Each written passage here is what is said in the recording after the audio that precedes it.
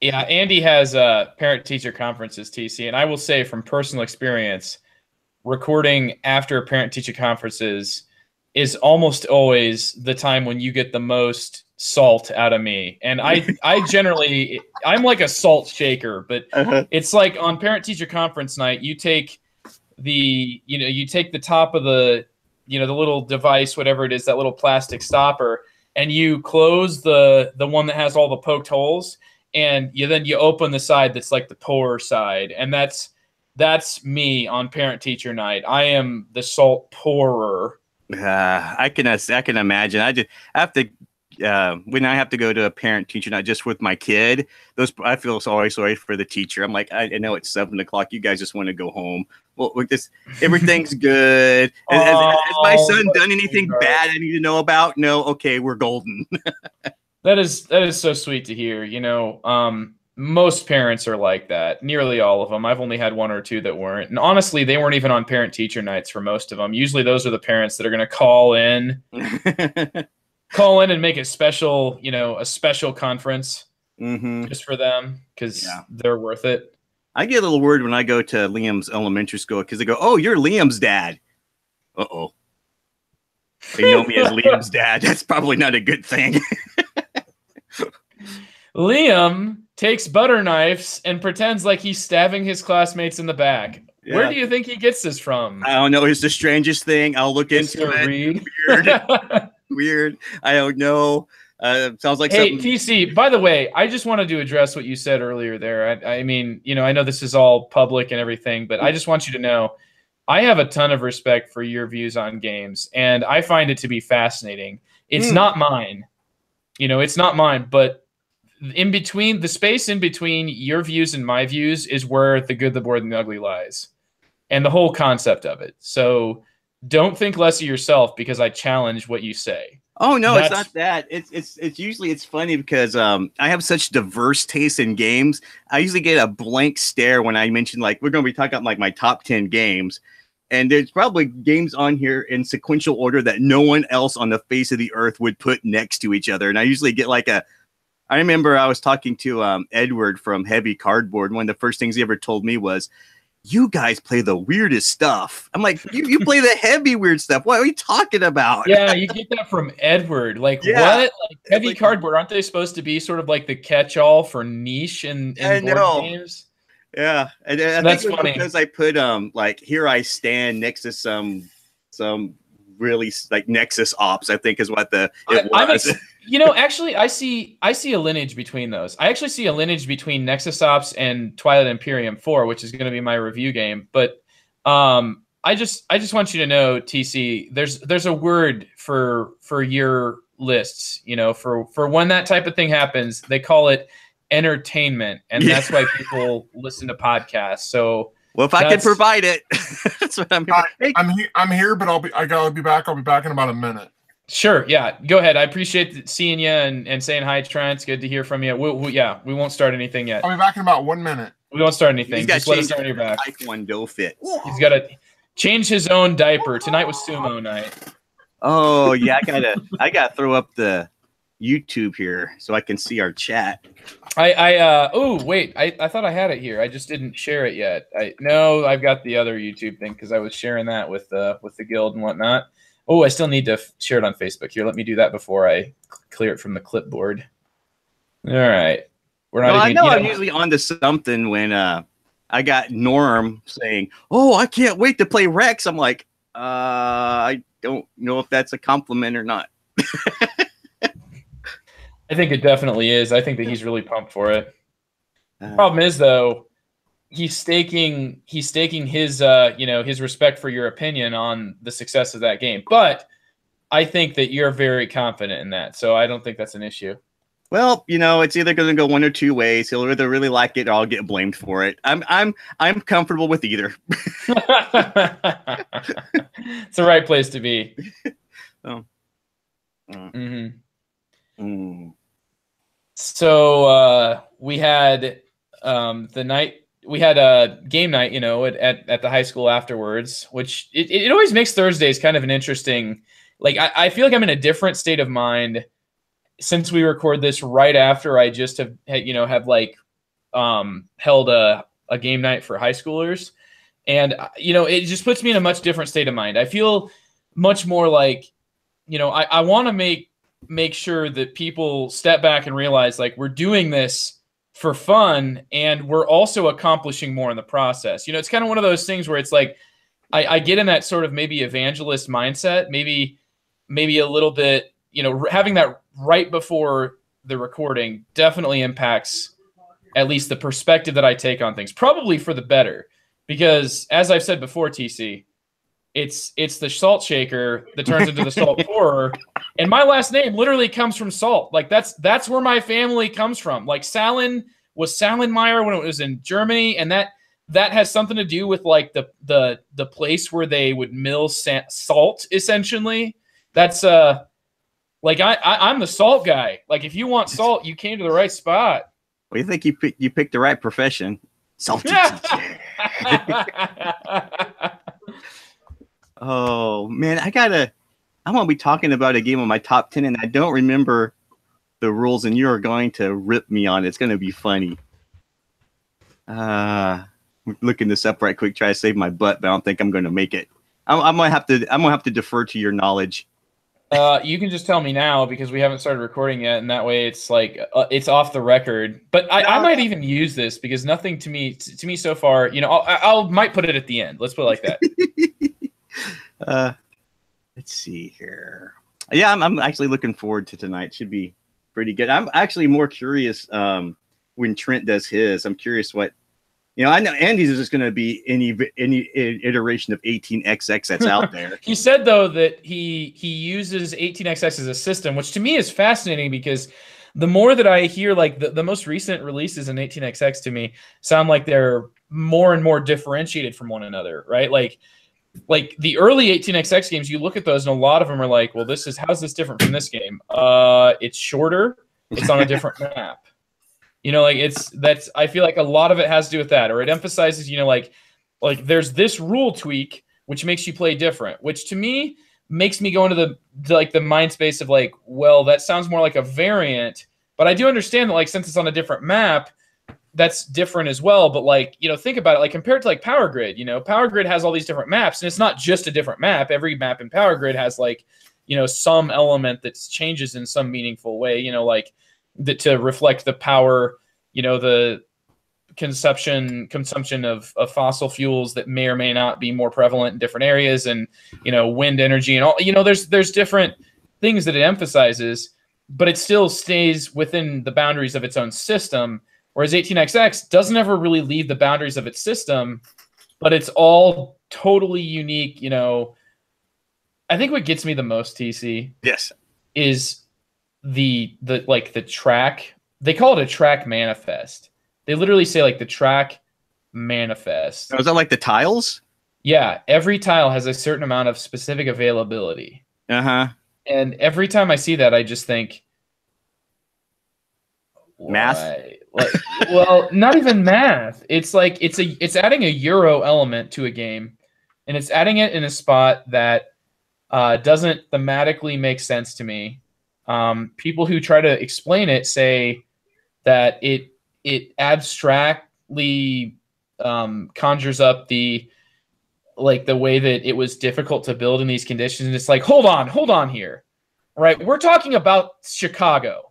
And you're telling me that because somebody built a track that goes like that right next to Chicago, I can't build a track to get in there because their track right there makes it impossible for me to connect their track to Chicago and my track to Chicago, thus no Chicago for me. Like, you tell me what Board of Representatives Chicago explain that to some like railway operator who noticed that Chicago is the biggest market in the West. That's like, hold on, their track right there, yeah, that means that you don't get it. And I mean, I understand like the extra costs of blasting through mountains. Like that's totally thematic to me. But like once it starts getting to like, well, there's only so many tiles with that specific connection, it's like, no. like, you know, I feel like error. Yeah, don't think about it too hard, or you'll go down what I call the Splotter wormhole. Where I actually really love splatter games. What are you referring to? I'm not sure. really like the like Roads and Boats, where it's like two geese and a piece of paper for a factory. Like two geese and a piece of paper is like an advancement. The Splotter wormhole. Keep going. Bye bye, Joe. Bye. There you go. Or was it Indonesia where the quills and the paper? That's how you advance things. The quills from the goose. The geese represent like. So I get to use the gore from the geese for the quills to write on the paper because there's no ink. Sweet. Okay. Or in Indonesia where I can't go from one territory right to the next one. I got a ship. I can't go over land. Okay. Well, it's because it's a mountainous territory. Do you like Indonesia is like a volcanic island, isn't it? It's, you know, and it's, I don't know. I call it the Splotter wormhole. If you think about it too hard, your mind explodes. I mean, I suppose I guess I always thought it because it's a very popular coffee region, and coffee means there's altitude, and I also know that there's water there. So just that logical thing leads me to saying Indonesia has highlands. I like this game. How about in Brass where steel can teleport but coal can't? You know what the reason is in the rule book that it tells you? Because these are machines with wheels. So like you can drive them. Like steel can drive because it abstractly represents this is not just steel. This is the machines it takes to process things, which had wheels on them that could move places.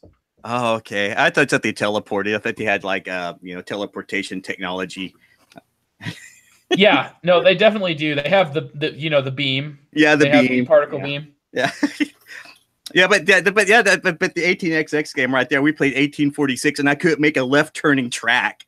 Like, the tiles are gone. What happens? Oh, you just can't use it. So I can't build a left turn track. What, my engineers just got stupid. Okay. Wow. Yeah. I mean, yeah, it is a wormhole a little bit, but I would say even then, though, I could create a wormhole in probably whatever you consider the most thematic game there is. You know, there is always some level of abstraction, but I also think that, you know, what's logical to me is not always logical to everybody else. I would just say for me, the particular hang up is that I don't think I should have to consider whether or not, like think about it. 18XX comes from Crayon Rails games. Crayon Rails is basically 18XX where instead of needing tiles, you just draw on the map because you can go anywhere you want because it's like building rails. You know, that's it. Yeah, but in certain games, I'm really willing to suspend my disbelief, like Twilight Imperium. I mean, you're like lions in space. Okay, we're already just like totally impractical. Just in the extreme. Hold on. So anything goes. Lionoids. Yeah. Which generally sounds like whatever you would find underneath a loincloth. Your lionoids. Yeah, lionoids with the turtles, with the virus. I was the space turtles. Yeah. And I saw the necrovirus there, and I was like, it just made me feel a little bit of like, I felt like the necrovirus was like this sort of pulsing piece of paper in my hand that had the spirit of TC locked inside of it. It was like the Jumanji box on the wall. It was like, and I was like, okay, gotta put this away. Because it was thrilling. Trent was in that game, and I'm going to be reviewing it. So I am very excited. Hey, Trent, I said that you were there. Are you? Yep, I'm ready to go. Sweet. All right, let's go. Sweet. Yes, we're ready for this. We got five viewers. Hello to Colin. Hello to Carter. It is so great to hear from you guys. Thank you so much for joining us. To me, it just warms my heart to see you guys and to hear consistently from you. And you know what, Colin, we're going to get this episode started because I know that you sometimes take off early. Hey, there's Jerry. Good to hear from you, Jerry. Hey. So we are going to be talking about TC's top 10 games of all time.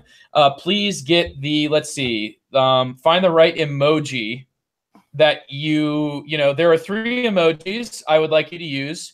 Every time TC says a game, please either respond with a smiling devil, a frowning devil, or the poop emoji. I want the poop emoji. If I don't at least see the poop emoji 3 times, I'm going to be very disappointed. Oh, boy. I even wore my Happy Pikachu shirt tonight. Good vibes, man. Good vibes your way. I'm looking forward to this, actually, because when it came down to it, TC, I made a joke here. And I want you to know, TC, you get a lot of crap because you're the new guy. It's not because you're anything. It's because you're the new guy. And you know, that's why like TC, you got to find like a protege to then start getting all the crap for you. Sure. Not your family though, because I like, you know, I really like Kate, I really like Carissa, I really like Liam, and I don't want them to just get the salt shaken on them, the salt shaken on them. Well, the secret to my success is I realize I'm always in trouble. I just don't know what it is. I'm always in a perpetual state of trouble. So. You know, that makes it probably a lot more easier to roll with the punches, which is one thing you're really, really good at. Yeah, I was like, oh, really? Okay, I guess that's new. You, sir, are the Zen master of dealing with the crisis. That seems like you might be in the right spot for that. Well, here we go. All right. 3, 2, 1. Hello and welcome to The Good, the Bored, and the Ugly, a podcast about board games. I'm the host of The Good, the Bored, and the Ugly. I'm Joe Sallin. I am joined tonight by the man of the hour. It's going to be his first time doing his top 10 games of all time on The Good, the Bored, and the Ugly. And he's out there dealing with ice, which, oh goodness, TC, it must be so tough to deal with. You know what? The ice? It's weird. Yeah, it's just, the water's not supposed to get hard like that. Yeah. Over there on the West Coast. How you doing, TC Reid? Doing good. Lost 2 days of work. Been at home with the kids. Good times. Well, you know, we had a snow day actually 2 days ago, and it definitely, like, you know, it wasn't something expected. We thought it was going to be like a delay, but not a snow day here. But we got like I spent 6 years living in Missouri, and now that I'm in Iowa, I know that might not seem like much of a switch because it's, you know, 2 adjacent states. Iowa does not get ice like Missouri gets ice. Just Missouri's like the ice band, I would say. And we got a Missouri ice storm on Tuesday, and it has been slip and slide. And I've had several students that were out with concussions, and I know that at least one of them was a slip on the ice concussion. And I really hope that anybody who's in that situation, you know, be careful, because especially TC, it's you guys out there in Portland that are the ones getting hurt the most, because you're not used to it. You're all like, my life doesn't change for the weather. No, I just learned to live with the constant drab, whatever Portland drizzle that you've learned, whatever the name is. And you're so environmentally friendly up here. I was like, dude, just put salt on the road. It'll fix it. Oh, no, that's bad for we got to put de-icer down, which doesn't work once the temperature hits like 30 degrees. So they have like a 10-degree window before you're just completely screwed. It's wonderful. Yeah, it's got to be like a biodegradable. Yeah. It's just a bunch of roadway workers going out and urinating all over the road. More effective. I literally was passed by a snowplow last year with the blade up. Like, oh, that's great. Thanks. Yeah. Well, I'm not alone here in dealing with the northern Iowa cold and the freezing rain and everything like that. And the other guy who's here dealing it with me is somebody who's been with me from the very start, who's just changed out of his Taekwondo robe, Trent Ham. Yep, I actually sure did. That's the truth. Yeah, it's what you were doing. We knew, Trent. It was totally cool. No, tonight was diaper night. Tonight was the sumo diaper. Tonight was Korean kicking drills. That sounds okay. Wow. So are you going to be feeling it in the groin? No, it's where you basically just do a repeated kick while hopping on one foot, like all the way around the room. Think about that. That sounds like kindergarten. It's harder than you think, because you're doing like a kick at waist height with one foot and hopping on the other foot, and you have to go all the way around the room. Actually, yeah, no, you're starting to paint the picture a little bit more, and that does seem like something that takes an awful lot of, like, just hopping on one foot around a room is hard. Yeah, having to keep the other one elevated would be, and the instructor's like in front of you with a paddle, and you have to keep kicking the paddle at whatever height he has it at. I wish I was kidding, but I'm not. That's what we did. It was a big point of class tonight, and throw in some push-ups and all the other stuff was good times. Yeah, well, you'll feel it in the tired. morning. Let's enjoy tired. Trent's energy while it's still around. We'll see if I get wound up a bit here. Yeah. Well, It's thanks so much to. Yeah. We're gonna be doing TC's top 10 games. I guess it's a snapshot, right, TC? But at the same time, it sounded like your top 10 has been pretty solid for a little while. Kind of like the water on the roads in Portland. Yeah, there's one big change on my list, and it basically replaced another game.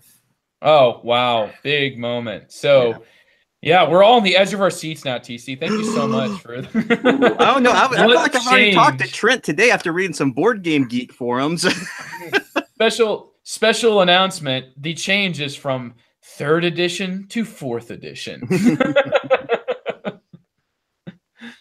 No, that's actually going to be my job. And it's about time here for a little bit of a segue into what's going to be now my review game, right? I just brought it up, and we're just going to roll right into it. Yeah. I'm talking about Twilight Imperium 4. Now, Twilight Imperium 4th edition is the latest in the large box. It's not a coffin box quite, but it's definitely bigger than most boxes you'll find. Fantasy Flight Games puts out this Twilight Imperium it's a game that is not a 4X game, which is a lot of people consider like 4X games: exploration, exploitation, extermination, and what am I thinking for the last one here, guys? XCOM. Exploration, exploit. And you know what? Other podcasts have done this, and I feel bad because I already told myself I wouldn't actually sit there waiting to think about the 4th one because it's so dumb. Expand. Explore, expand, exploit, exterminate. Okay, there we go. It's there. And the 5th X is explain. Endure. It definitely is. So with Twilight Imperium, though, the funny thing is the explanation is fairly light, though the game takes an epic amount of time that it is well known for. A lot of games of Twilight Imperium can take 12 hours plus. It can play 6 players generally is how many you can play out of the box with Twilight Imperium 4. I don't know that I would recommend it with more. I can't say how it plays with less, but I hear that it's not as good. I have only played it with 6, and I would recommend it at that particular player count. If you know that Twilight Imperium is for you, I would say try to get 6. So what are you doing in Twilight Imperium? You're going to lay out tiles to make a map, and that map is going to start totally explored. And then you're going to be taking a roll to start every round. At the start of the game, you're going to take control of a specific alien race that grants you several different asymmetric abilities and technologies. And sometimes you'll have different values of like what your capacity that you can carry around other units with your bigger carrying ships, your transport ships. You got all sorts of different sort of numbers that can be played around with to make each race feel vastly different. And the game comes with 17 of them in the 4th edition right out of the box, where you've got 17 different races you can be. 6 of them are like the starting races, and that's the only thing I have experience with is those 6 starting races. Anyhow, I was the Space Turtles, if anybody is wondering. And you were the Ja. Yeah, is it XXCHA? The Ja. The Ja. Ja. Like I just wanted to make it like a sound in the background of a horror movie. The foreboding. So anyway, I was the Space Turtles, and all players start sort of equidistant from each other. And you're going to start each round by selecting a specific role out of 8 given roles that are going to make you better than, well, I want to say better, but like they're going to give you a special ability that you are actually forced to use at some point during the round. And then when you take that role, all other players, when you take that action, are going to then get to follow your action with some sort of a related but not quite as powerful action, sort of like secondary or following action. And these are extremely impactful. Like the role that you get really does determine like what ends up. First of all, you can't even like build your supply depots where you recruit from unless you actually take that role, like the specific role that lets you do that. Nor can you build defensive structures. So I mean, like, there's some really impactful things that you can't get any other way. And then you're going to be trying to manipulate specifically these strategy tokens And what these different sort of tokens do, they call them like command tokens. And you can have them in one of 3 different depots. If you put them in your fleet depot, it just allows you to have a fleet of that size. However many tokens you have there is how many spaceships you can have in a specific system. If you have it in the strategy or in the tactics areas, those are the 3. Strategy lets you sort of get stronger following actions, and that type of thing, lets you use like other action cards that require like, it's kind of like that sort of resource. It's like, what you can bank that's sort of like your secret sauce, I would say. And then the tactics are generally the actions that you take to activate systems and move your pieces around. What the point of this all is to try to get these victory points that are going to start the game. You're all going to get a secret victory point dealt to you in your hand, and you're allowed to, at the end of every round, complete 1 secret card, which is generally going to get you 1 victory point at most, and exactly one public objective, which the game starts with 2 of them, and then you can get more of them. And so what this results in is a system by which there are lots of different sort of expansions and contractions of different empires as people go for a certain objective, achieve it, and then don't worry about it anymore and let other players sort of step in their way. The whole goal here is to achieve enough objectives so that you get 10 of them, which is the arbitrary number that ends the game, or you can play to a longer game to 14. Don't recommend that. It is already a very long game.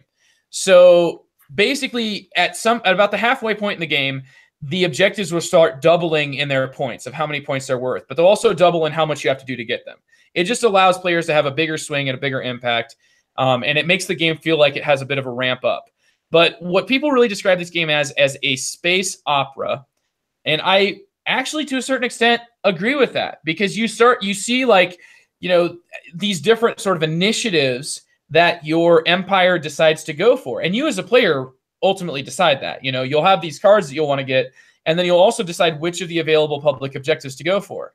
And players generally are able to do this either by just swinging a big stick or by using diplomacy, because you're like, hold on, all right, I'll let you have this, and I'll let you have that objective if you let me have this. And it's a lot of that type of deals that are going on.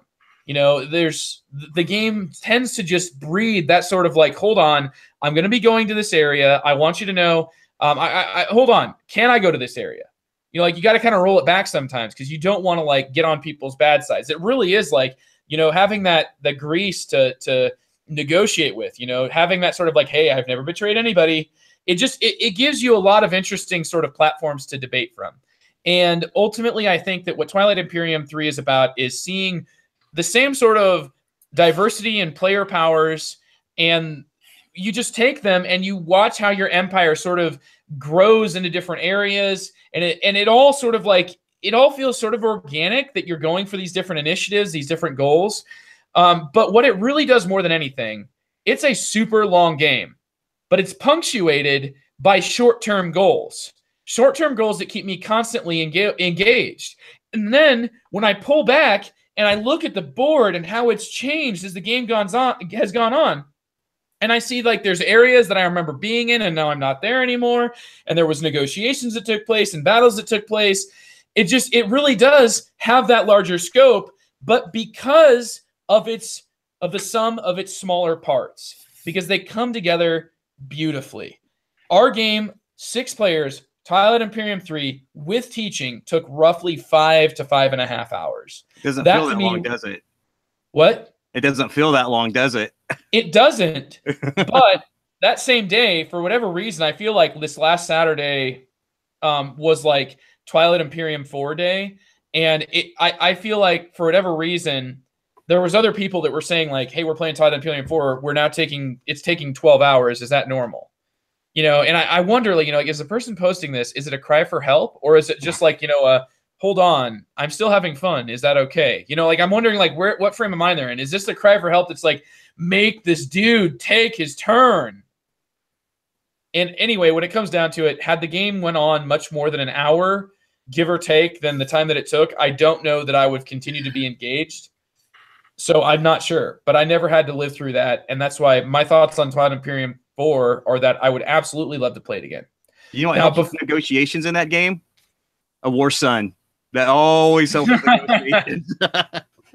That Morrison moves super slow though. Like movement, the agility of your ships is really important. That's why you need to get that tech upgrade that lets you move one ship an extra space once per activation.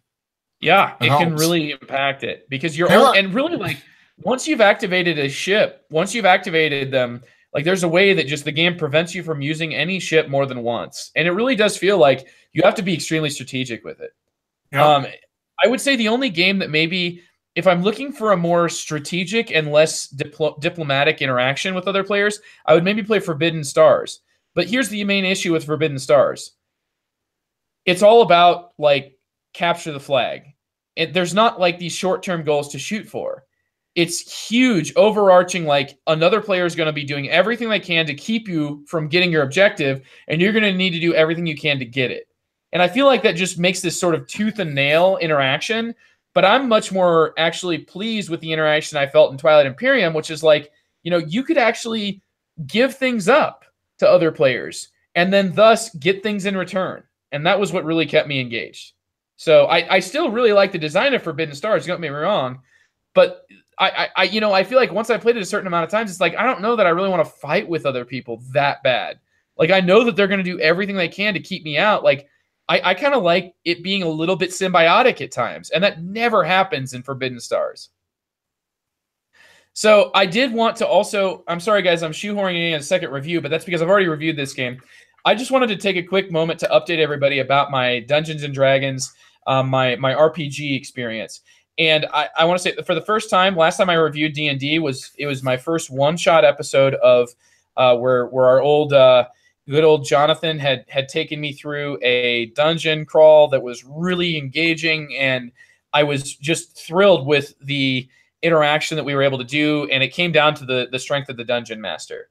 And I'd say now I have started a campaign with Josh, the editor of The Good, the More, the Ugly from Days of Yore, from not too long ago. But he's still very much a big part of the area and the gaming scene around here, and he's just so awesome to work with. Now, this is my first experience with an actual campaign, and I would say that what most impressed me, and I'm trying to keep this short, just so I don't suck up all the time myself, is that Josh, as a dungeon master, was employing familiarity with players inside and outside of the game.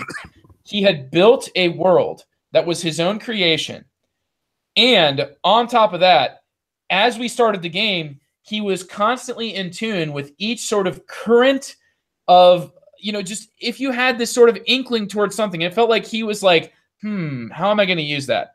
And I want to just give this one specific instance to say, this is how you run a D&D campaign. I was persuaded by another player to attempt to remove an antler from a mythical being that had no, it was a dead mythical being, and it had no, it had really no sort of, I want to say that I don't know whether or not Josh had anticipated this as a dungeon master that we would do this, but I was sort of like goaded into, can I remove it? And then I rolled and it was like, oh, nat 20. All right, you remove it. And I'm like, and he's like, okay, so what are you going to do with it? And I was like, this thing, this antler that's from this mythical being that didn't show any sort of aggression towards me. It's just like I just sort of defaced its corpse. I was like, I'm going to drop it on the ground because what did I just do? So anyway, that event happened. 2 to 3 encounters later, we have this moment where I'm able to use an ability that's called Detect Magic. And during that Detect Magic, I showed up as having a magic glow, as did the other players that both participated in the defacing of this mythical being's corpse. And I felt like, oh my goodness, what is going to happen? And it was like storytelling at its absolute finest. It was foreshadowing, and that just made me so like a butterfly in my stomach that I've never felt for connection to a constructed world. And I think, to me, that's something that can only happen when you have the main tool that a dungeon master wields, which is context. Like, he knew that I was remorseful about this, and he used that to just suck me further into this world. And I was absolutely first of all, I was terrified, but at the same time, I thought, holy crap, I'm terrified. That's awesome. So anyway, sorry to throw those both at you guys, but I just wanted to say that because it was a hell of a week, a hell of a couple of weeks here, and I wanted to make sure that both of those gaming experiences, which were both extremely positive ones, I'm very, very much willing to play another game of Twilight Imperium 4. I wanted to hate it for your sake, TC. I did. No, I'm kind of disappointed, Joe. I'm a little I disappointed wanted to, man. I'm so sorry because we could have had this really, like it could have been like, I can't believe your gaming taste. Like, how can you like this? This is crap. So, please, a couple of poop emojis in the chat here. By the way, welcome to Mur, Carmen. We got a great chat here that's going strong. And thank you guys for keeping that going as I was sort of up on my pedestal and everything. Anyhow, TC, these two experiences, though, I want you to know with Twilight Imperium 4, it's something really special. That's an experience I've not gotten anywhere else. And Trent was a part of that. So it was really cool. Trent won, actually. Wow. Did you have any memorable moment? Like the last game I played was the Battle for Garboza. I'll never forget that. That was amazing. Joe and I basically just played like peacemakers and sat off in the corner by ourselves, and everybody else like kept smashing each other in the face, so we came in first and second. Yeah, that's pretty much exactly what happened. Yeah, I've noticed it. And one of the things I do notice in Twilight Imperium 4 is that the first person to grab the dice and roll them is usually the first person who's going to lose. Mm-hmm. Yeah, you're playing a big old target on your back. That's why, I feel like I almost want to see the next game be played with all players that are like diplomatically focused. I think it'd be interesting to see how that interaction happened because, like, the players that had these warlike bonuses felt like they were doing themselves a disservice by not taking advantage of them, and I totally get that. They were mostly pounding on each other. That was the thing. Did you instigate any of this? That's usually how I win the game. No, I was the Space Lions, and I just kept handing out goods left and right. I was like, I take trade, and I'd be like, everybody gets resources for free. And which makes sense. I'll trade with you, and I'll trade with you, and I'll trade with you, and everybody will get tons of resources. And they're all like, well, he's whenever Trent traded. Yeah. Whenever Trent traded, his resource output was like 3 times the resource output of other players. So yeah, you're getting this thing, but he's getting way more. That right there, that is cunning. That's shenanigans, as I call it. That. That's exactly that was my entire thing. Everybody loved all the free resources I was handing out, but I was getting more than anybody. So, Yep, it's all good.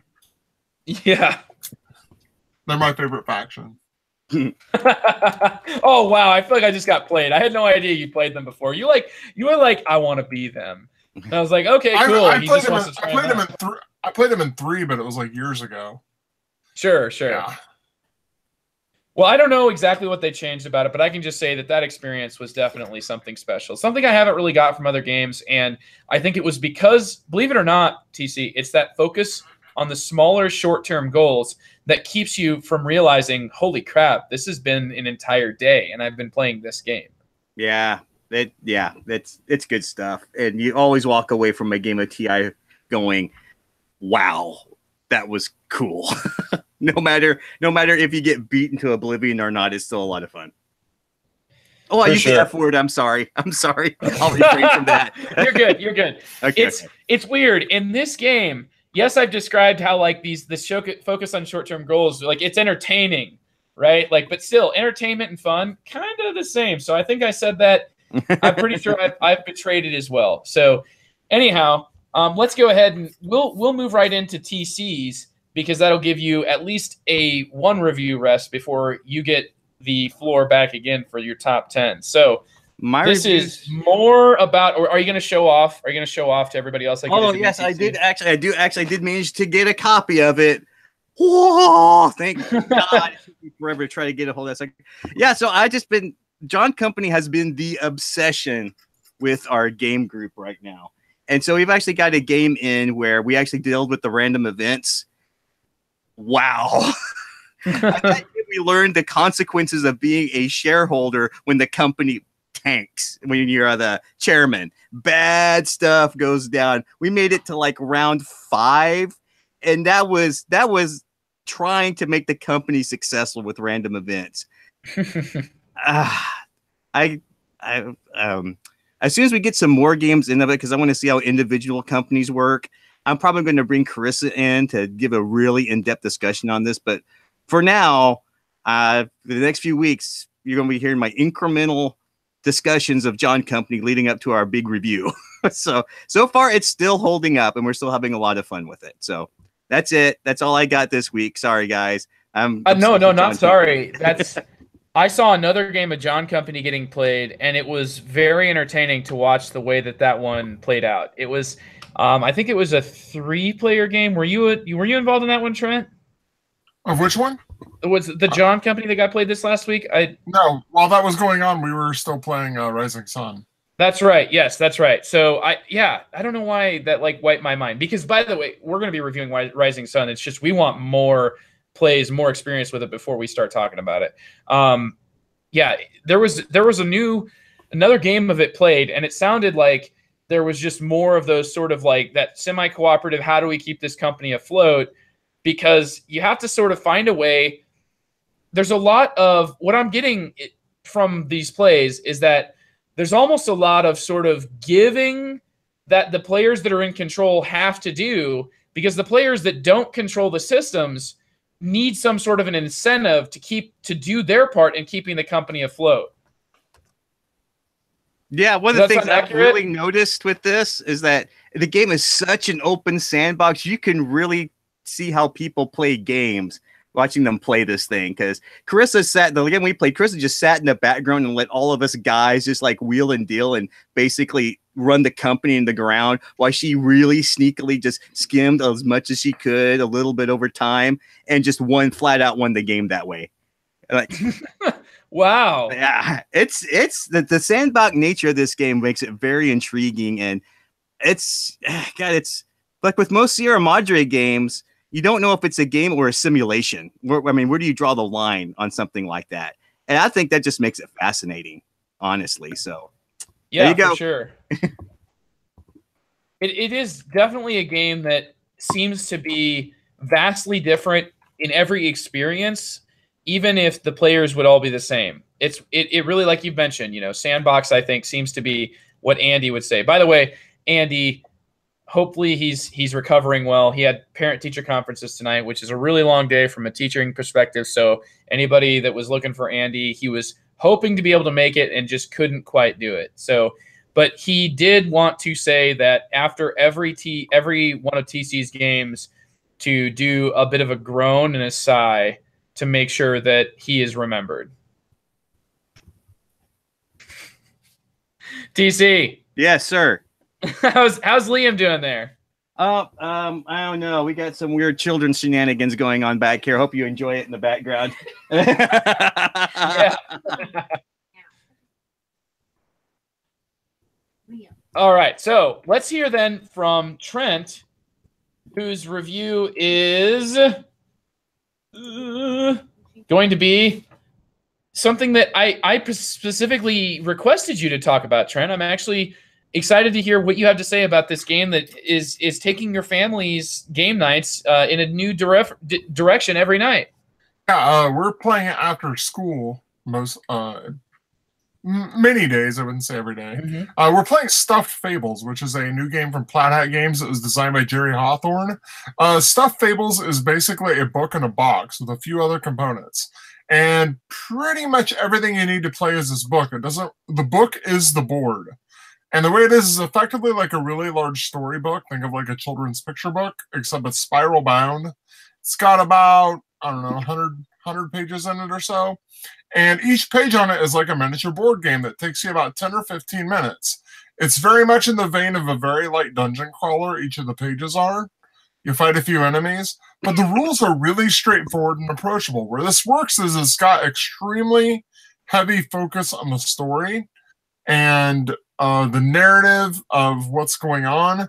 The overall flow of the story in general is it's about a girl. This is a good family game for kids, but the general overall story is about this girl who is switching to being in like a full-size bed for the first time. and she's scared of various things, like the monsters under her bed, the monster in her closet type of stuff. And it starts off that something glows underneath her bed and tries to steal her blanket. And you go off and try to take care of that and get her blanket back for her. You essentially play her favorite stuffed animals, her 4 favorite stuffed animals, is who the parties are. So you go underneath the bed and you fight the stuff and all that and so on. Each page in the book takes about 15 minutes, give or take, I would say, somewhere in there. That's about what it's been for my family. The book is divided up into 6 stories, and the stories are probably playable in a little over an hour, but you can easily break them up and stop at the end of a page. You just need to take a couple notes on what everybody has or give everybody their own bag to put stuff in, and they're good to go. Because you accumulate a few items through it and that, this or that, because there's a couple decks of cards that come with it. It's got dice roll and combat, but it's really straightforward. You mostly just draw dice out of a bag and then roll them. And the color of the dice that you draw out of the bag determines what happens. If you draw a black die, it's going to aid the enemy. And if they get enough black die piled up, they get a turn. That's basically the gist of it. I'm not going to get into all the little specifics, but there's a number of interesting things going on. And the game moves really slow through the mechanisms. The first few pages are really simple, but it kind of does gear up a little bit from there. But it never gets really overly complicated. It's my 7-year-old can run the game just fine. My kids are 7, 10, and 12. They're enjoying it. I think it's a little bit on the young side for my 12-year-old, maybe just a little. But he's still enjoying it and playing it and having fun with it. My 7-year-old loves it. My 10-year-old loves it. It's really well executed. Like everything Plaid Hat does, they generally put good, nice components in the box and polish their product well. If this, I think if you have a kid between the ages of 6 and 10, this is probably a really good choice. Have you played Mice and Mystics? This is simpler than Mice and Mystics. The other thing about picking this one up for Liam, because Kate really enjoyed Mice and Mystics when she was Liam's age, and this one is really drawing me to it to play with my son. It's just a hair simpler than Mice and Mystics. I think a kid that would, this is like you'd play through this, and then I think they'd be ready to play Mice and Mystics. Cool, very nice. Is about where I would put it. It's really well done. You basically just have this big, thick, spiral-bound book with lots of pretty pictures. You read the text, you go through the little adventure on the page. Takes about 15 minutes. If you want to keep going to another page, you can. If everybody's ready to stop for the day, just pack it up. There you go. What I would say, Trent, and I agree with everything you said. That was an extremely well-balanced look at, like, I think it's interesting that your 12-year-old, it's getting to where he feels kind of like he's maybe like it's a little bit younger than him. Yes, I would say that's definitely where he's at with it. But I would also say that, there's a certain glamour to this game that I would associate with like a Pixar movie. So would Toy Story, the movie Toy Story, because that's kind of the idea here, like it's overnight and all the toys come to life. It's basically Toy Story with stuffed animals. And I actually was put very much in the mindset of Monsters, Inc. Ooh. Okay. Yeah, it does, because it's like you're going through the rabbit hole, sort of like. I can see that too. I feel like if Pixar movies would go well, in your house and in your household, I would highly recommend this. Yep. I think that, however, when I played this with all adults, I respected the mechanisms that you described. The idea where you're drawing these dice and then you don't roll them until you decide what you're going to do with them. You have actually really interesting decisions. And that's not like a dungeon crawler thing. I've never played a game that's specifically structured like that before. I would actually enjoy somewhat more complex variation on the dice system in this in a dungeon crawler. A more mechanically complex game. I think that's a really neat mechanism they have there. But it's done in this in such a simple way that like my 7-year-old had no problem grasping it. Yeah, I like that, like certain dice. So when you draw, certain dice are just bad and it sucks. Other dice are only good if you need to heal. But then you've got like 4 different types of colored actions and like any of the dice, so if you have a certain action you don't plan on taking, any of those dice can be used to move, like simple movement. But then there's other certain bonuses depending on the map that you're on. So, I mean, there's like depth to the system, but it doesn't ever get unwieldy. So that's kind kind of impressive. I mean, the one thing that I would say that I was less than impressed with was the fact that the monsters that you fight against felt very much like just your run-of-the-mill, there's only like 3 different groups of minions, and it just felt like you were always fighting against them, and then sometimes you'd finally defeat a group, and then the game has a way for like a new one to spawn, and it's just kind of like, it just felt a bit like endless. So it's like, you kind of just want to ignore them as much as you can, or at least keep them away with players, strategically keep them distracted while other players would go and sort of like complete the objective. That's what we're at now. Basically, I'm basically the tank, and I have a kitchen cleaver, and I just run over and fight people. And like my daughter likes completing the missions, so she goes off and tries to do whatever the objective is. And then my other 2 kids kind of go to whichever side seems to need more help. Yeah. Well, pragmatic. That's nice. Yeah, it's kind of what we're doing about with every page is more or less that. So that's awesome, man. It sounds like some really good quality time, which Pixar right there, man. Yeah, it's good. I'm serious. If you have a kid between the ages of like 6 and 10, probably is the sweet spot for this. I think you'd have a really good time with your kids. Awesome. Yeah, and I really do think, like I played Mice and Mystics, and honestly, that one to me was not super mechanically interesting. It was more thematically engaging for kids of that age group. And I think it was just the most bare, simplistic mechanics you'd expect from other dungeon crawlers. It more stripped back than started and built from new. And I feel like with this game, they really have. You mentioned that this is a book that's like 100 pages, and you're talking about well-designed artwork. But here's what's the biggest, coolest thing about this type of system. And I'm also noticing this in Near and Far. When I bought Descent 2nd edition, it was really touted as like, it takes the 1st edition and really distills it down to really cool stuff. But it's still like every single mission took like a half hour to set up because you had to find every single piece. There was no really great organization because all the different pieces were vastly different. And I mean, like, from a logistical standpoint, just from a production standpoint, that's really expensive and difficult. Here, you've got this wire-bound book that is big enough to basically take up the entirety of the game box. It's the size of the game box. When you open it, your game board is essentially a page in that book. How much does that cut down on setup time? And it also enables the designers. It really opens up the system. It can just, like, a page in this could either be a top-down map that you'd expect from a dungeon crawl, or it can be something vastly different. Like, for example, depending on how you move off of the first mission, spoiler alert, if you're worried about like the first 5 pages of this 100-page book, in the first or second mission, you can end up like either leaving on a train cart to enter, to get to a certain spot, or you can end up riding a wagon. And depending on that, you're actually going to skip which, you choose one of those and it'll funnel you towards the next mission. So, I mean, like the wagon one though has a map that's totally non-traditional. It doesn't look like any of the other maps. It's, it's more of like, how do you get from point A to point B? Whereas most of the maps tend to have like a sort of, like a 2-dimensional battlefield that you can, maneuver your pieces around. It's not so one-dimensional, point A to point B, but it has other mechanisms that take its spot. And there's new rules, but they all get introduced in the context of some sort of thematic thing that would be an easy to explain, especially like Trent has said, to kids that you're going to be playing this with. I played a small game, and it was not the most entertaining experience I've had. As a matter of fact, I don't think I would ever pick it up in the context that I game in. But I definitely have respect for what it was going for, and that's really cool. So thank you very much for bringing that up, Trent, and I really appreciated your perspective on that as well. All right, that's our review section for this episode of The Good, the Bored, and the Ugly. We are now going to move into the top 10 games of the squid. No, I'm just kidding. The Kraken. The tentacles are going to unravel. They're just going to be all over the place. And TC, I wish I had a bag of popcorn, right? Yeah, you should go grab some right quick. It's going to be entertaining.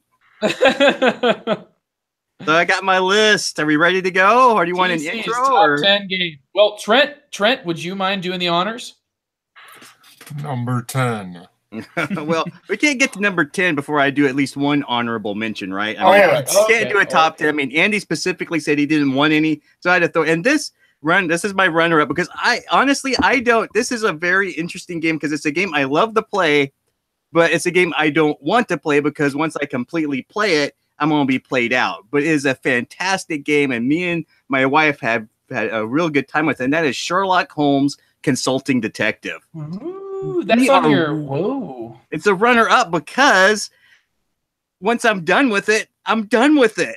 Like this is not a game that I can keep getting to the table over and over and over and over again and keep playing it and playing it. Because usually my top 10 games is a game.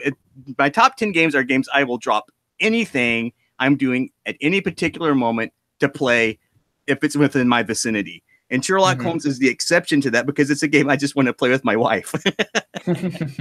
Right now, we do have the Jack the Ripper ones and all that. But basically, we are on the last case. I am very sad about that because we're going to be done with it. There's more coming. Phenomenal experience. So more coming. Yeah, I know. I hear, and trust me, my wife has them pre-ordered. They're on the way. So, and I got to get the reprint of the original because the one I got is the Astari edition, which is all crapped out. Maybe we can actually do the third case and it makes sense. That'd be nice. But, spoiler, if you do get this game, get the Space Cowboys reprint for the love of God. Do not get the Astari edition. Nothing quite as frustrating as a puzzle that's like missing a piece. Yeah, we played it. We actually went back and said, okay, how did he get to this point? And we found where the missing piece was to go from point A to B. But anyway, if you get a chance to play it, highly recommended. I just probably won't play it with you if I see it because I've probably already played it, and that's Sherlock Holmes Consulting Detective. Have you guys played this one? Surely you have. Yes, I quite like it. Yeah. How many cases are you in? You know that I like this game, dude. Yeah, we talked to Paul Grogan about it. Oh, my wife I really hope they keep him involved. I hope they keep him involved because his playthroughs are going to make sure that Case 3 doesn't have a repeat. Yeah. Oh. Yeah. Well, the new version from Space Cowboys or whatever has a correct Case 3. It's the Astari one that does not. It has like a really bungled Case 3. Yes. The version I played is like a way older version. I don't even know, like 80s or something. 83, like when it came out. Yeah, the one I played is ancient. I don't even remember. And I did all the cases in that, but it was like 2 or 3 decades ago. I probably don't even remember it. I mean, I remember playing it and liking it. Was it the stone version, the carved into a stone tablet? I remember. I think it had a blue box, but I'm not positive. It's making me think of the old Acquire. Like it was in a box akin to that, if I remember right. Yeah, but this game, literally, there's nothing quite like this game. It's really good. And in fact, we don't even play with the rules. We just we know Sherlock Holmes is going to beat us to solving it. Let's just read as much of this as we can and just go everywhere and forget the score because we enjoy reading it. Yeah, I agree. Like, I love the story. Totally respect this one. I'm surprised that it's not on your top 10. Yeah, but the only reason, you know what? You mentioned it. The only reason is because it's not a game I want to play with other people. I get it. Yeah, I get that. Okay, so now ready for number 10. Trent, please. Number 10. Okay, I have to at least put one Martin Wallace game on this list. And the Martin Wallace game that I've played the most that's on this list is probably going to upset quite a bit of people because it's not the version they want. And that is, it's my favorite economic game. John Company may come close to beating it once I get a full game in of it, but that's Age of Industry. I love Age of Industry. I love it more than Brass because I've got 8 maps I can play Age of Industry on. And I don't have to worry about 2 different phases. I don't have to worry about steel that can move all over the place for no reason. It's got more intuitive rules. I like the way you draw cards better. Just lots of little differences in that I like better. However, I have not played the Roxley reprint of Brass with the new map on it. I am curious to give that a shot. It's not in people's hands yet. Yeah, and it's been 2 years now since the Kickstarter finished. Hello. But I've got maps for Age of Industry, which I can play 2 players now that were actually fan-made maps you can get on Board Game Geek. I love this game. I mean, it's my train game. I can put rails down. I can transport stuff. I like the logistics. I like the card play. Everything about this game, I just love, love, love. And it's one of my top Martin Wallace games. And I love Martin Wallace games, so that's saying quite a bit. So that's my number 10, Age of Industry. Any hate on that one? No, I like Brass quite a bit. Well, I like Brass. I played them both, and for me, when it comes to Martin Wallace games, I feel like with Steam specifically, he went into that second edition and took out elements that I enjoyed about the first edition. Now, the same sort of thing happened with Brass, but it came with some benefits that I guess I also like see differences that I appreciate. And that's like the way that the map changes. You can get different maps. I mean, it's a system, not just a game. Like Brass is very specific and strange, and like Lancaster. I think that's where it's set. Yeah. Lancashire. Thank you. I would say though that because it has a mid-game reset, Brass is going to give players sort of like a carrot to sort of chase, and then in your first game, a lot of that is going to you're going to feel like you have the carpet pulled out from under you in the midst of the game, and it can be frustrating for that. But I feel like that entertains a lot of people, where it's like, okay, hold on, I need to learn how to react to this, and I think that specific decision and the way that you play around with that mid-game reset is the hallmark of Brass that keeps people sort of like, like you can do all you want in the first half, but then that second half is going to come along, and there's a certain amount of sort of like prior building that can impact the game in a very interesting way. In Age of Industry, though, I've only got one game, but I just have to say, TC, I don't have hate for Brass. I like that game too, and I like Age of Industry a lot. I don't see it as stripping out the cool stuff of Brass. I see it as stripping out the element of Brass that it's not like the hook necessarily. Like the hook to me is the gameplay that's still conserved in Age of Industry, but it's what makes it weird and really, I would say, I don't know. I like them both, and I don't feel like everybody else feels that way. I just like the modularity of Age of Industry, where I can play with all these maps I got. And I should show you my box. It's like my box is just crammed full of stuff. I break it out, people are like, oh, like, yeah, we're going to have some fun tonight. Mm-hmm. Number 9, ready? Number 9? Number 9. Okay, this was me and Carissa's first dip into a Euro game. And much like a toddler jumping off into a 12-foot pool of water and realizing they can't swim, as much like the reaction we got to this. And I really like this game because it is hands down still the most unique take on dice usage I've ever seen, and that's Chwa. Chwa is incredible because it uses dice in a way that has never been done before or since. It's got artwork that's evocative of the era. It's there's so many different ways. It's one of those games where you don't want to roll high. You can mitigate your dice rolls. You can place them out. You can need to build the church. And then it's even got a great expansion, which is completely modular, the Ladies of Chwa. So there's stuff in there that you can integrate. You don't have to use. You can take in or out. It's, this for a reference, I bought Chwa and Citadels thinking they were the same type of game for Carissa for Valentine's Day, and we ripped open Chwa. We were like, why is this rule book not in English? And the English rules were like the last 20 pages of this rule book. And we were like, we have to figure this out. And we spent weeks trying to get our mind around this thing. And the more we tried figuring out, the more we absolutely fell in love with this game. Mm-hmm. The artwork is so unique on this thing. The dice placement is so unique. This was a game that really turned me on to Pearl Games and that company, and anything that company puts out, I always keep an eye on just because of Chwa. And Chwa even produced Turn-A, which is a completely different game, but uses the same, which is a horrendously underappreciated game. But Chwa, I cannot rave more on Chwa than I probably already have.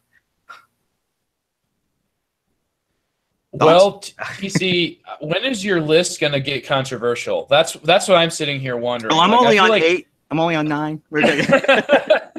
Because I'm with you 100% on this one, dude. What you said about this is the same thing that sort of drew me in. I feel that what you're doing here has a level of tension and player interaction that you don't see in other games. And it's also one of the first of what I call the age of modern dice games. The age of dice games in which they're more than just, hey, let's add an RNG. It really is. It's dynamic in how players have to decide, like, how to form groups of dice and purchase dice from other players. Yeah, purchase dice from other players. Like, have some coins. I'm going to take your big 6. Thank you very much. Maybe my favorite form of interaction in a board game. Yeah, the biggest hindrance of this one is just the learning curve on it, and just because of the nature of the game. I mean, it's so different. It just takes a while to wrap your head around. But once you do, it's like one of those things like, oh, I can't go back. Because I remember Twa and what was it? Alien Frontiers came out kind of around the same time, and Alien Frontiers got all the hype. I don't see anyone playing Alien Frontiers that much anymore, but I still see people playing Twa. Now, that might be because I'm always bringing Twa. I will give it that. Self-fulfilling prophecy, yeah. No, like Alien Frontiers, I think, just doesn't, it suffers from some issues. But Twa, to me, it has that sort of like on your turn, you take one action, which means that like your turn is super, super important, that you get the right actions at the right time. Trent, how do you feel about this one?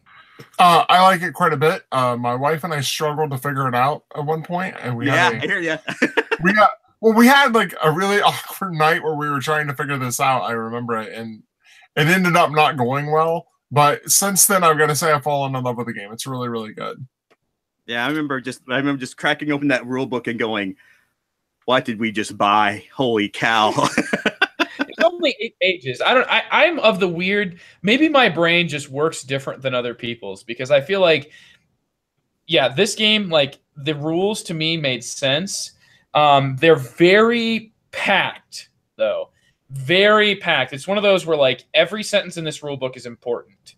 It is not wasting any of your time, because you're talking about a heavy game with only 8 pages of rules. Okay, let's go on to number 8. Okay. Number 8. There we go. This is what we just ranted on earlier before, thanks to Joe, and that is Twilight Imperium. Now, I'm going to make a point here is that 3rd, 4th edition, it doesn't matter. I'll play Twilight Imperium. I'll even play 1st or 2nd edition. I don't care. It's Twilight Imperium. I'm going to play it. I don't care what edition you got. If you really push me in the corner, I'd probably still play 3rd edition, simply because you have exploration tokens you can do. There's a variant where you can actually play the Lazax Empire and negotiate with all the other empires coming in to kick your butt.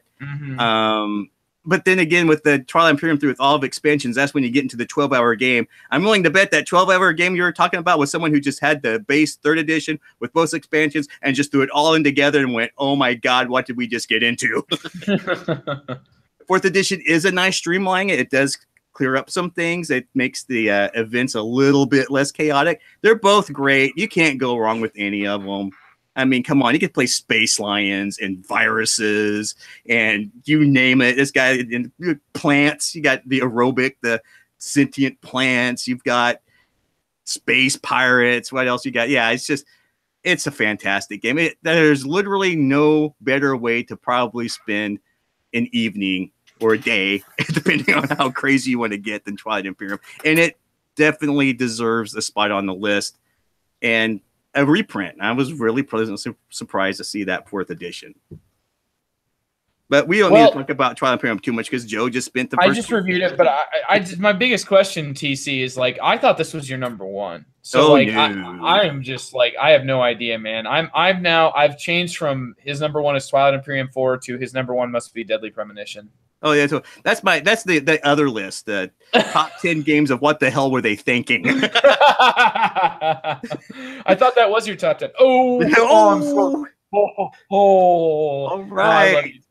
I love you, man. This has so far been a list that I'm like, wait a minute. I feel like I've already got the highlights of your list, and we're only a third of the way through it. So we want to talk more about Twilight Imperium since you guys already did. So we'll move on to number 7. Number 7. Now, this is my type of cube pusher. When I first started playing Euros, I was like, man, these pushing cubes are cool, but I wish I wanted a really aggressive cube pusher, and I wanted some mean, vicious things. And I found Dominant Species. Oh! Dominant Species is hands. If I'm pushing cubes, I'm playing Dominant Species. If every opportunity I get, because A, it's got a volcano, which makes any game inherently cool. It's got spiders and insects, which is great. It's got that where you just plan that you have those AP tokens. You have to plan out each move ahead of time. Then you realize you're screwed because someone else is doing things. So your whole chain of reaction of events is just like, well, I don't know what I'm doing. I just know I'm going to get annihilated. It is not for the faint of heart. But it is what it is. And being a biology major, I love it. I love it. It's abstract, but I love the difference between like area control and then dominance, being able to feed, figure out what your species need to feed, how to adapt, and then just moving those glacier tokens straight on someone. Oh, time for this big water area that you get a lot of points on. It freezes solid. Oh, yeah. And that was probably my first introduction to GMT games was Dominant Species. And I think it's up to like its 4th or 5th printing right now. Mm-hmm. And so it's a mainstay. And now I will be the first to admit that I know some people who will not play this game because they do not like it at all. It is a very aggressive game, but sometimes you just want that type of game. And Dominant Species hits it on all cylinders for me. Yeah, if somebody doesn't enjoy this game, I would point to it being a different style than what they like. Because to me, it is. I'm right with you here, TC. This game is incredible. You mentioned the different editions. It's crazy that when this game first came out, like when you look at that artwork, it looked like it was done with like like a protractor and a straight edge. Yeah.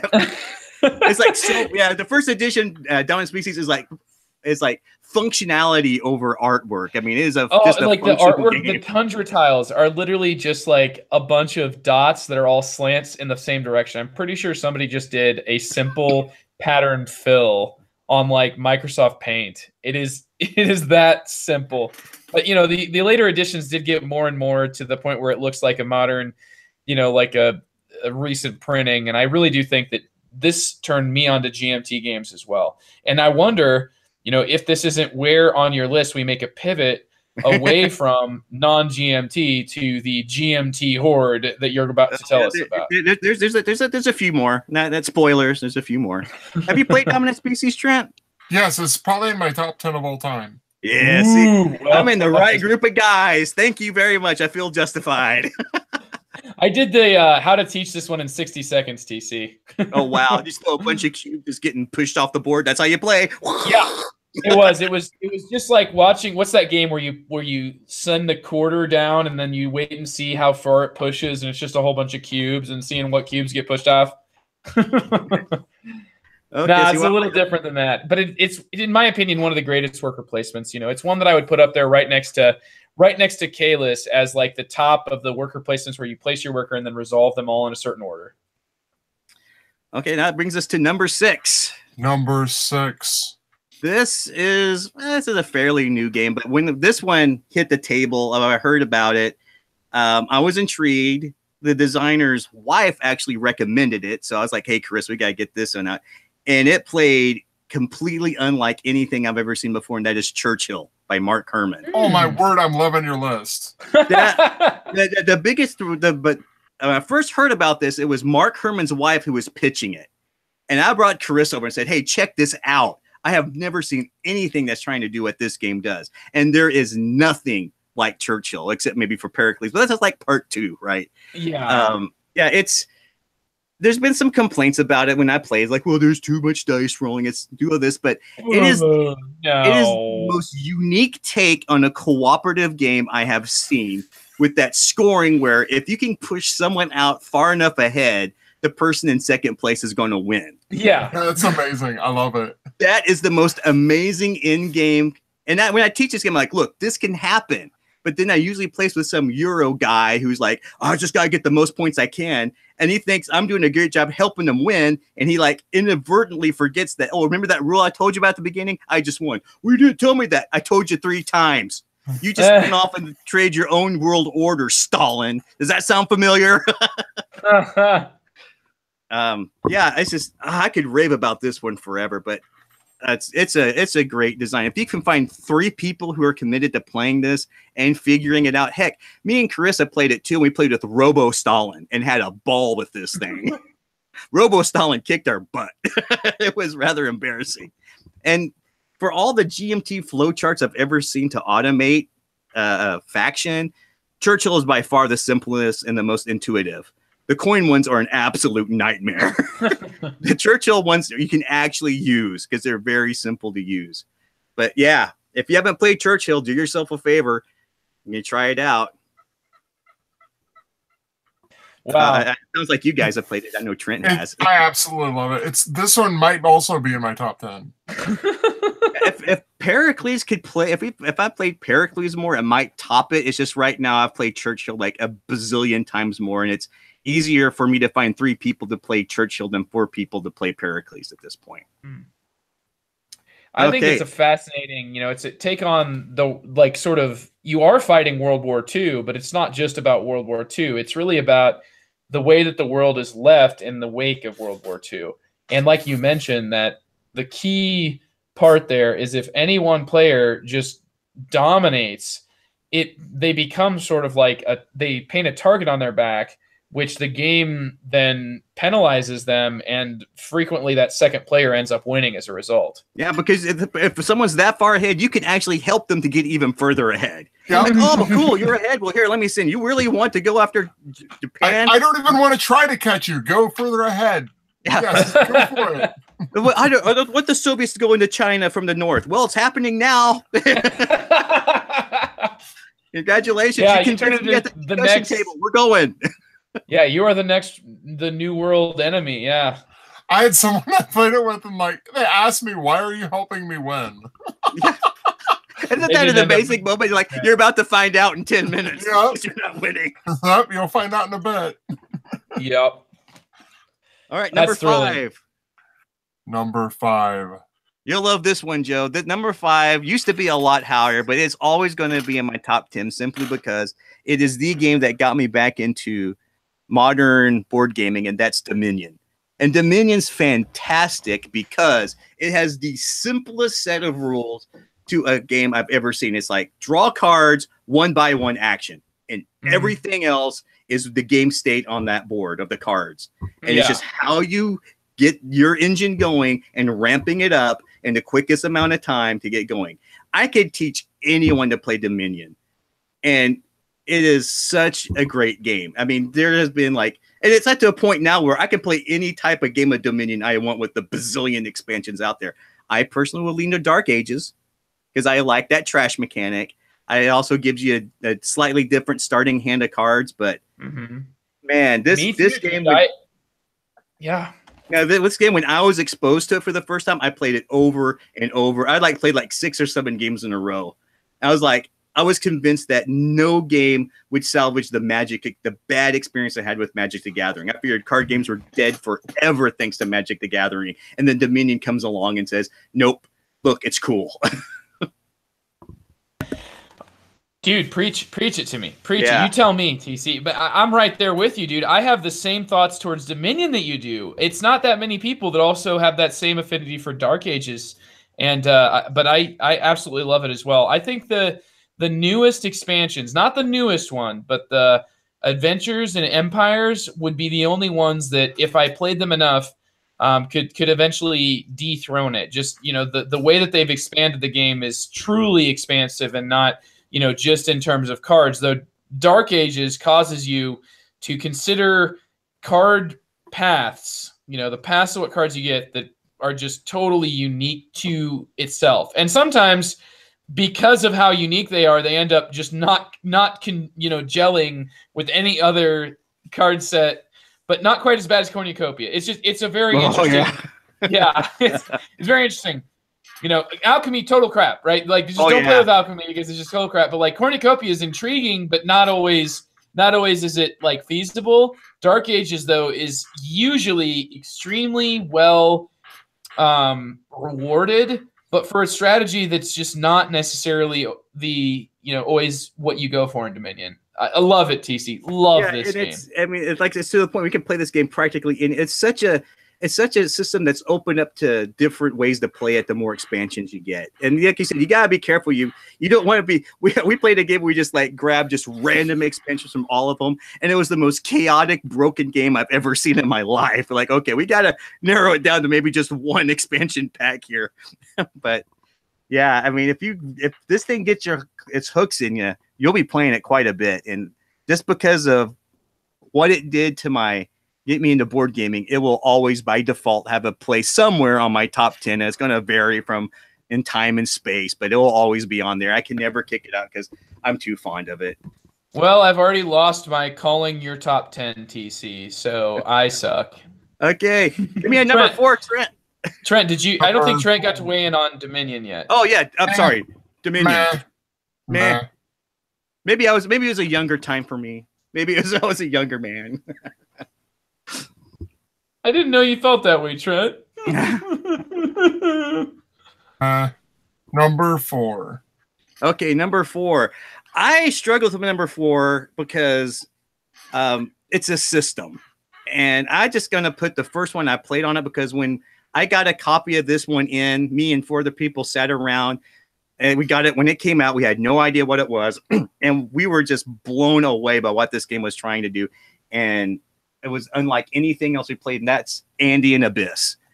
So we put any coin game in here. I put Andy and Abyss because it was my first experience with it. I'm surprised you didn't put Liberty or Death for Carissa. I wanted to because that's the game me and Carissa played. But I put Andy and Abyss simply because it was the first to do what it did. Sure. And that was my first experience with the system. And I just brought it to a game night. And I said, hey, guys, I got this weird GMT game in. It's like the most unique 4-player asymmetrical game out there. And we opened it up and we're just like, I have no idea how to play this. You have to keep bringing this back till we can figure this thing out. And we spent like weeks and weeks and weeks working this thing out. But it's amazing. And the fact that it spawned, why they up to like volume 11 now in the coin series, that just speaks to how good the system is. Now, there are people who don't like it, and they say, of course, it's like a take that, like you get that, and then I strike you back.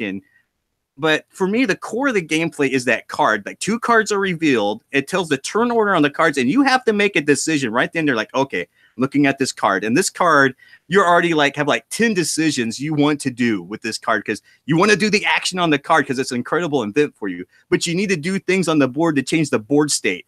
Because if you're the government and like an Indian Abyss, you got to start crushing down the FARC and all of them, or you're going to lose the game. So immediately you're agonized with decision, and you don't know when you're going to be up. I mean, you kind of know when you're going to be up and turn ordering it, but you could be out for a turn. And there could be another event that's really awesome. So you're balancing like 15 different things, like 2 sets of cards. And it is, wow. And then as for a coin game, just pick and choose your favorite historical setting. Carissa I didn't think Carissa would ever play a coin game because it's modern insurgency. Liberty or Death comes out, and that's the game we play. I'll play any of them. I want to play Gandhi. I mean, Trent talked about Gandhi. I'm like, oh, that's so good. It really does. One. Twilight, Colonial Twilight. Take your pick. Play a coin game. There's no excuse not to. I think that what you've really distilled, it has this hook to it, and that's that you have a tough decision by virtue of its simple mechanisms. You have this do you take operations points? Do you take the card? The turn order is determined by the card. You can see 2 cards at once. You can see this round and you can see next round. So you just, every decision that you make is going to be really, you're going to have enough to feel like you can make a certain call on it. And I feel like the way that it makes this a conflict, not so much about one player shoving against another player and trying to best maneuver around them.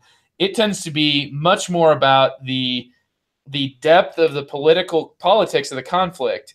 And that to me, conflicts in the modern day are no longer, two generals meet on a battlefield.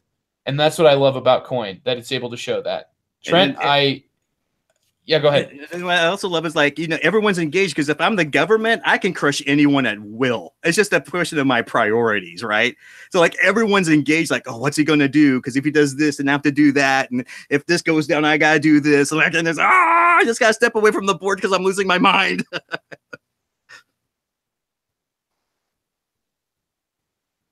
How about you, Trent? I don't know. I don't have too much to say on it. Coin games? Nothing? I'm kidding. I love them. I have every single one. Yeah, excellent. Okay. I don't have every single one. I'm missing a few editions, and that makes me sad. Yeah, you got me there. I was like, holy crap. What happened? Did one come out that Trent hated? Holy crap. Nah. I love them all. Yeah, every one of them, every single one, right? And do you play them at solo as well, Trent? Or yeah, I like to play them solo. I like to play them solo with three. First time I play them where I'm trying to play all 4 factions at once, just to understand what's happening, and then I try to play them solo with 3 bots. Okay, cool. The bots don't make any sense if I haven't like played it. Yeah. Okay. Yeah, I can see that because there's different currents that you're not going to understand unless you really understand what that faction's goals are. Okay, let's see here. What am I up to? Number 3. Number 3. Okay. This is another one I struggled with because I love my card-driven games. I love CDGs, and the most obvious one to pick would be Twilight Struggle, right? That's like the old standby, right? Oh, I love my Twilight Struggle. I'm gonna pick a little different round this one. I'm gonna pick Washington's War for this one because this is a CDG that I can actually get my wife to play with. B, it's very asymmetrical, and also it was the first card-driven game to ever be produced. It was previously We the People through Avalon Hill, and they made some significant changes between the 2 editions. And unlike Twilight Struggle, there's not a whole lot of cards where you have to like choose there's not events. There are events, but they're really seeded out in this big, huge deck. The thing I like about Washington's War is the logistic movements on the map. The first time I played Washington's War, I was like, there is no way the Americans can win. Man, the British are just way too powerful. I got these little puny American armies that every winter are going to disband because they got to go do things. They're militia and they don't care. The only freaking general that can keep an army worth a dang and is Washington. But that's the trick of the game. And don't let anyone tell you any differently that the British are overpowered in Washington's War, because the tactic with the Americans is to go in, fight on their own terms, and retreat. They are really good at retreating. And if you can drag the British all over the map and waste their movement points and dictate the pace of this game, you can get the British. I did it. I did it in one game. I had Carissa chase me with Cornwallis all over that dang map, and it was hilarious because Washington's army had like an evade of like a +2 modifier. Oh, bye. Oh, you're not near your port. I can crush you now. But if you ever lose with Washington, he's permanently out of the game. Really good game. Really, it takes a while to play to really get it down, but man, it's a fantastic. It's got this nice little, you're trying to control colonies. You're trying to get this little. You're trying to control the most colonies by putting these little tokens out. And this is always just back and forth as the Americans. You're trying to protect your colonial Congress, because if that's out, then it's really bad for you.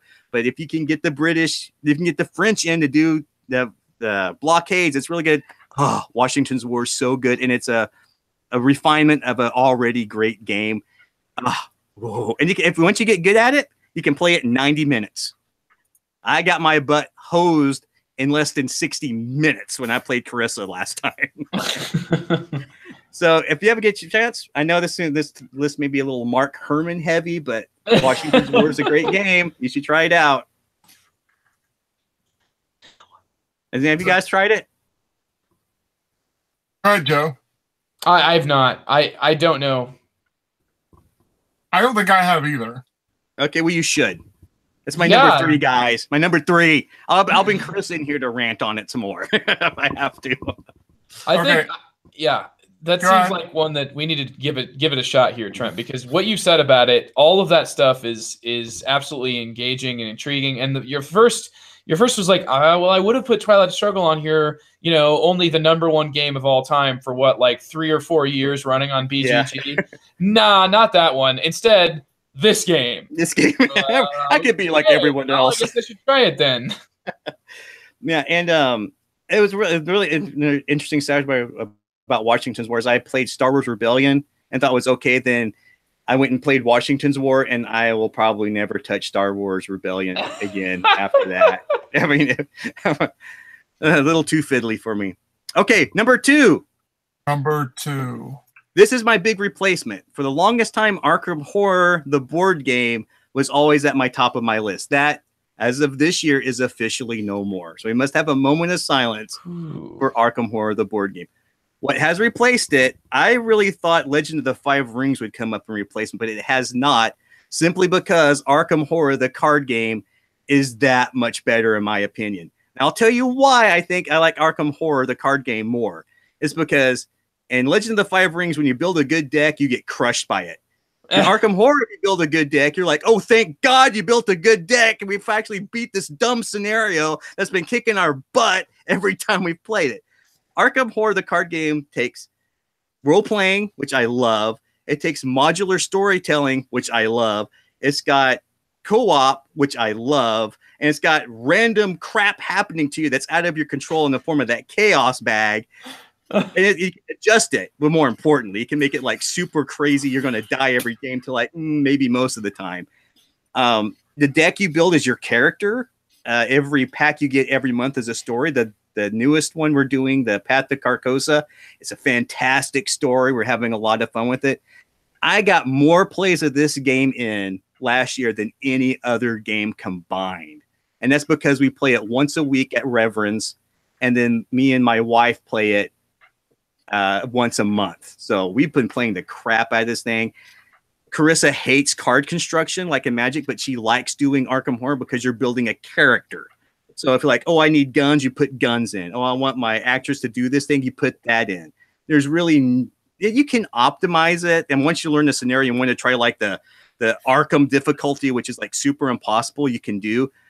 It's adjustable. It's fun. It's got a great story. It completely replaces Arkham Horror, the board game. Completely at this point. So I don't know what I'm going to do with my Arkham Horror board game collection other than maybe trade it in for more Arkham Horror card game stuff. But I will say that Legend of the Five Rings is giving it a close second.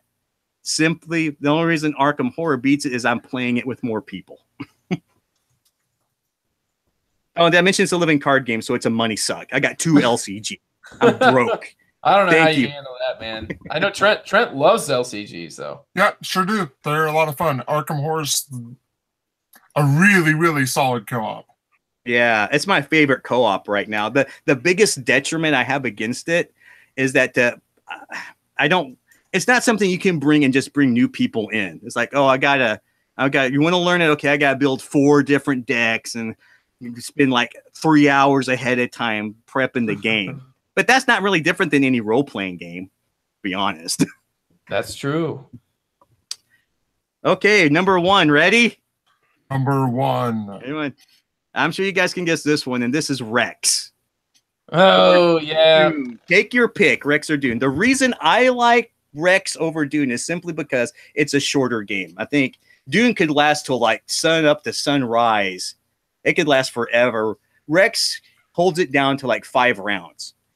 And they're turtles. You can play the Joe. There's turtles. There's lions, Trent. There's lions. The space lions are in it. As far as, I don't know if anybody knows, most people knows that Fantasy Flight simply couldn't get the Dune license when they re-implemented Dune. They went with their Twilight Imperium, which I thought was a great choice because I'm a big Twilight Imperium fan anyway.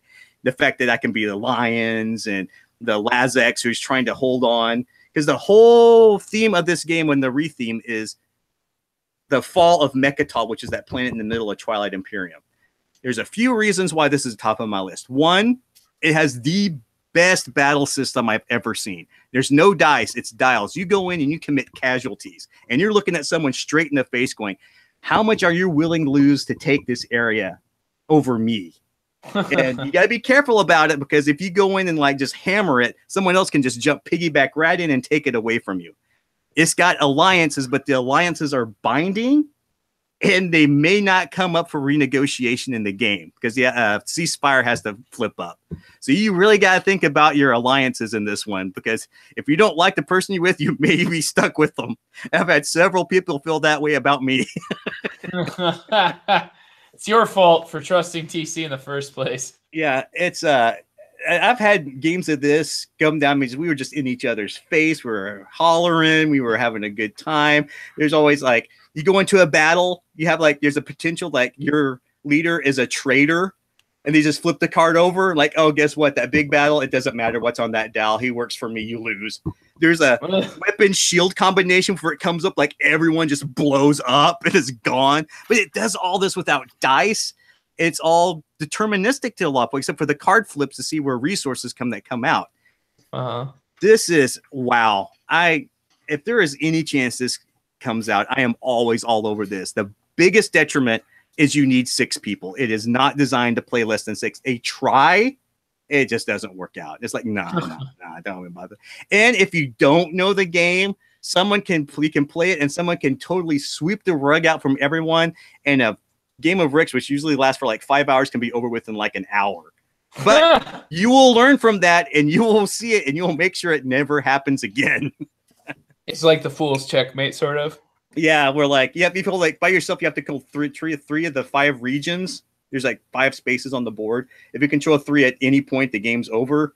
And yeah, if you're the Lions, you can actually do that. People aren't paying attention. You go like, I win. I had that happen to me. Like the first game I ever played a Rex, that happened, and people were complaining it's broken. I'm like, no. Set this game back up. No, this game is not ending this way. We're playing another game right now. Sneaky, you just got to keep on your toes. This is it. I have yet to play a game. And so I guess Twilight Imperium's kind of top of the list, Joe. I mean, it is set in the Twilight Imperium universe, so you're close, right? Actually, you know, there is a lot, I think, shared lineage-wise between Twilight Imperium and Rex. You know, I mean, more than just the universe that it's set in. I do think that, you know, when it comes down to it, you need, from what I understand, 6 as well. And, you know, it's the same sort of idea. Like, it's a space empire building game.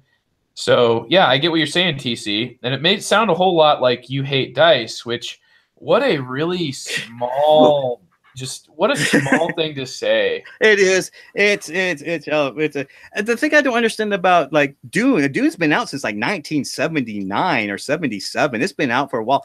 And no one else has picked up on this combat system. I would like to know why. You've played Scythe, right? I mean, Scythe has a kind of similar. Yeah, it's not even close. it makes a valiant attempt at it, but it's no. It tried, but there's so much more going on where you like put the leaders on. It adds a number to your number dial. You can play like cards to like snipe the other guy's leader. It does all that with like a dial, chits, and like a small hand of cards. And you don't have to like throw a whole bunch of dice and just look at charts. You just flip everything over, and then you immediately see how screwed you are. I mean, it's like, that's bad. I guess I'm not taking that. And you don't even have to fight. Like if someone comes with like a big army and you don't want to fight it, you just back out, especially because in turn order. Like, you go before me. You move in this area. Well, you can have it. I'm going to back out. And the turtles in this game in Rex, they can actually flip. And they're like not even on the board. They actually turtle. Turtles actually turtle in this game. Yeah, they did in our game of Twilight Imperium 4, right, Trent? Yeah. Have you played Rex or Dune? Yes, I played Rex a couple times. I played Dune once. I have Dune sitting here on my shelf. It's hard to find a group to play it, I gotta say. Very hard. It's a very good negotiation game. I think with our local group, this is not going to be a negotiation game that hits the table, so it is what it is. Yeah, and then they have like these. In Rex, they have these. They're these treachery cards where if you're in an alliance with someone, you can achieve this victory condition on this treachery card. You can have like a 3-way victory, but if someone achieves their betrayal card, like the rules say, you like all shake your hands at the end of the game, you all 3 win, or you don't. You just flip the card over and say, like, screw you, I win by myself. Then everyone flips their card over, and whoever has the highest number actually wins the game. And there have been games of Rex where they're like, hey, I wanted to shake your hand. Why didn't you shake my hand? Because I'm TC and I'm never shaking your hand. Oh. And there's been games of Rex where to this day I have people I game with who will never forget that type of betrayal that happened. We played other games, and they'll be like, I'll be like, hey, I see you guys are allying again. Remember that game of Rex you guys played? Oh yeah, I can't trust this guy. Yeah, never forget Rex. That game has lingered. That one game has lingered and bled over to other games. That's it. That's my top 10. I'm sorry if I disappointed you. You just did a Canadian thing there, TC. You apologize for your list. It's Norm. It's Norm. I'm just following Norm. He's the standard, and I've got to go on it. TC, the only disappointment was that there wasn't anything for me to be like, nah. Nothing on your list made me shake my head. You, sir, you deserve some credit for that. Well, it's not for lack of trying. No, see, I do have several games that I don't know where they're going to fall. Like, this year I've been exposed to the Dungeon Lords guy, Vlada Shavaddal. Now, yeah. Dungeon Pets is probably going to get on the list at some point. I just haven't played it enough for it to get there. And if Kate keeps playing it and it keeps hitting the table, I can almost guarantee you in the next year or two that thing's going to be up there. But that's going to be if Dungeon Lords doesn't beat it, because we've also played the heck out of that thing. Oh. So, and Galaxy Trucker, everybody wants to try Galaxy Trucker now. So we'll see how things shift up. This has been a pretty big year for game. John Company is going to be huge once we get a full game in and see where that falls out. Because right now I'm not quite certain where this thing's going to fall yet, but the potential's there. These are just games that I've played. I know the rules. I've played them enough to speak about them. And I will never, ever turn on a game of any of those games I've talked about. I was expecting to hear Time of Crisis on here.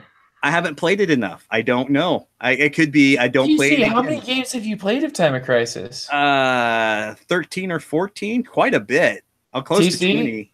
Every single word you said this episode has gained you more respect from me. What is wrong with today? What is going on? It's just and then again, Time of Crisis is a game where I'm like, okay, I'd love to play it, but then I have to teach it. I'm like, oh God, okay, well, I'm afraid John Company is going to fall into that category too, where I love playing it. It's just going to be a game I don't love teaching. But Rex, I could teach that thing with blindfolded. Washington Sword, any coin game, dominant species. Where would you put Cosmic Encounter? Was it within shooting distance? Because I don't know, I wasn't aware of this, but Mer said in the comments there that it's actually designed by the same team behind Dune and Rex. Yeah, Cosmic Encounter isn't in my top 10 simply because I think Rex or Dune is a much better version.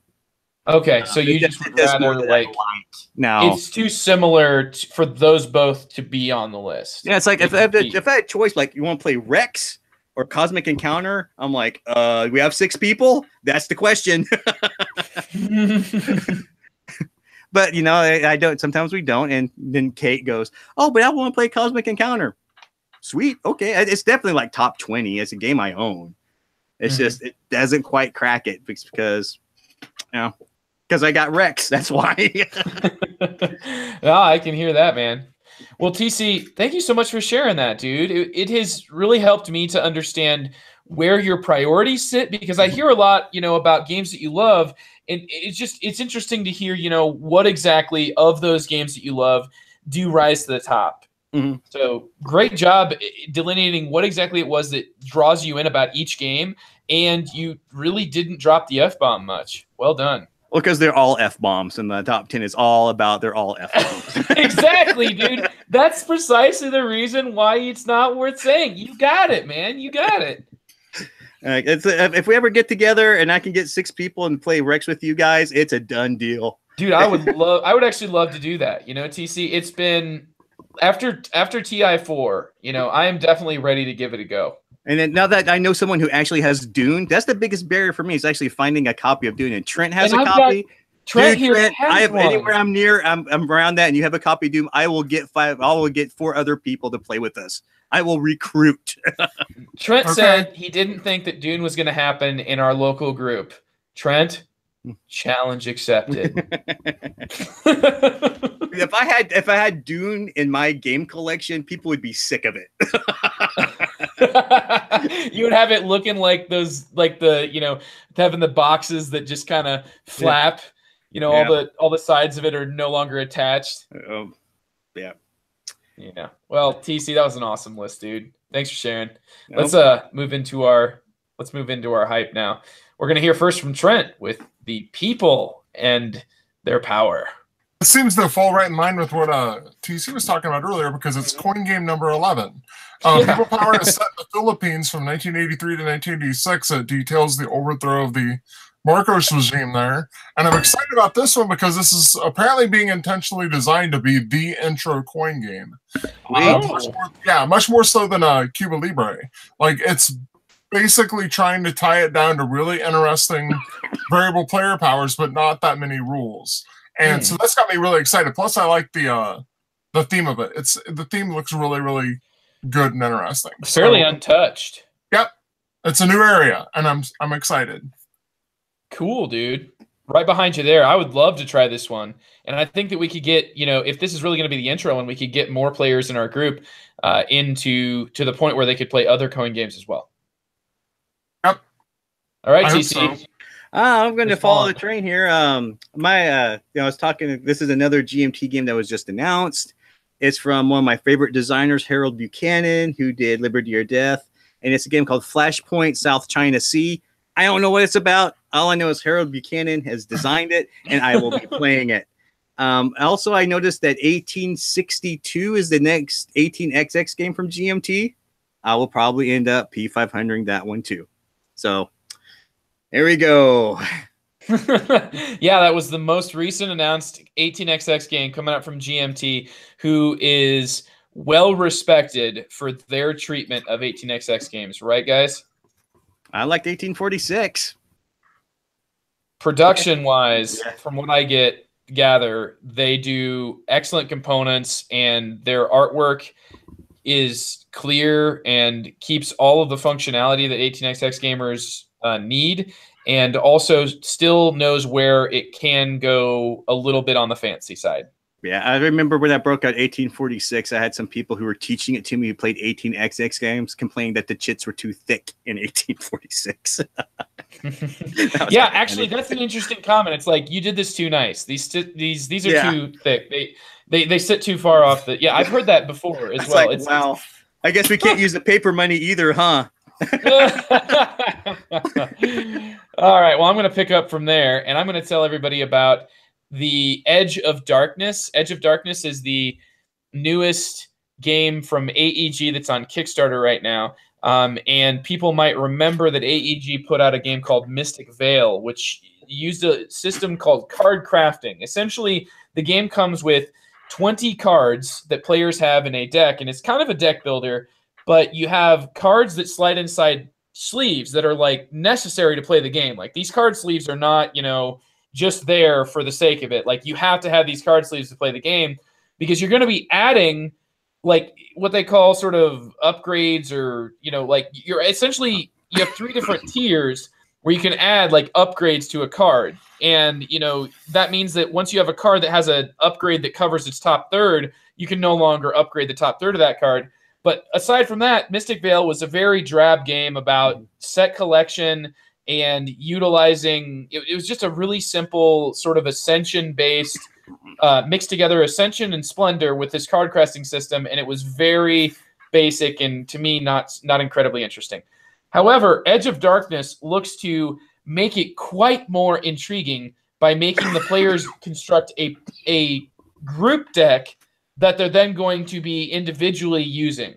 Now, I immediately go to like, I don't want to see the awesome card that I put in only used by other players, but the game system has you allying with different sort of factions to make it so that only certain cards will actually work for you on your turn.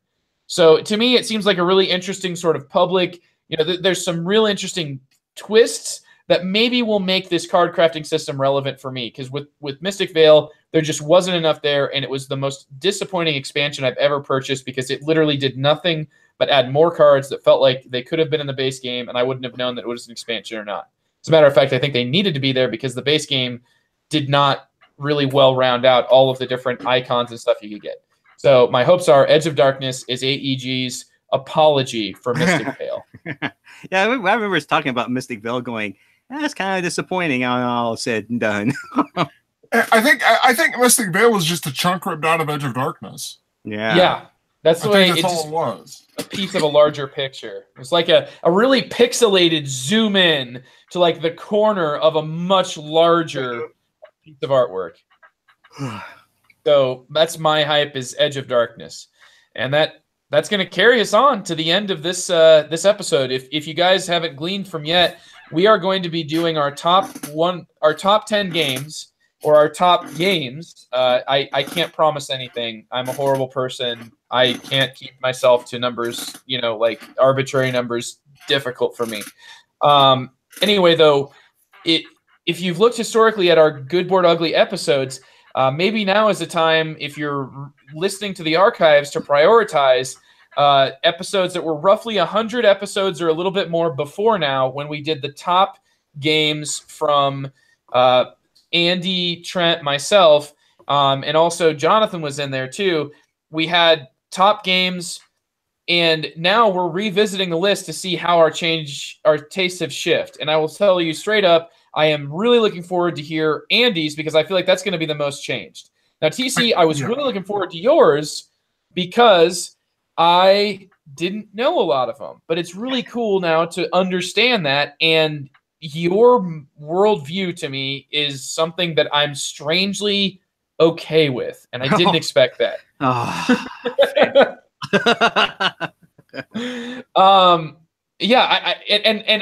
even saying that, I'm a horrible person, right? Because I'm somehow applying a judgment. But what I'm saying that because if I felt different, I wouldn't say it, but I do feel it. So it's like, holy crap, man, your view on games, like I want to hear more of your take on other games, because now it's like I have a lot more context to go off of. Context is a really beautiful thing for board game reviewers, and I think you've provided that in a really great way. And I hope that I can do that when I do my list. I know that Trent's going to do that when he does his, because Trent, it'll be interesting to see how yours has shifted as well. I don't know how much of yours is going to be the same from what we did before. I have not even looked at my old list. I don't want to know. You're just going to do it from the ground up. Okay, that'll be really cool then. All right, well, maybe listeners will come in. You to pull up your old list and go, well, that's different.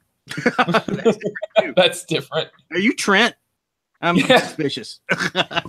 Yeah, there's no abstracts on here, Trent. What happened? Did you find theme? I don't get it. All right. Well, thank you so much for joining us for this episode of The Good, the Board, and the Ugly. I'm the host, Joe Sallin. I have been joined tonight by the man of the hour with his top 10, TC Reid. Good talking to you.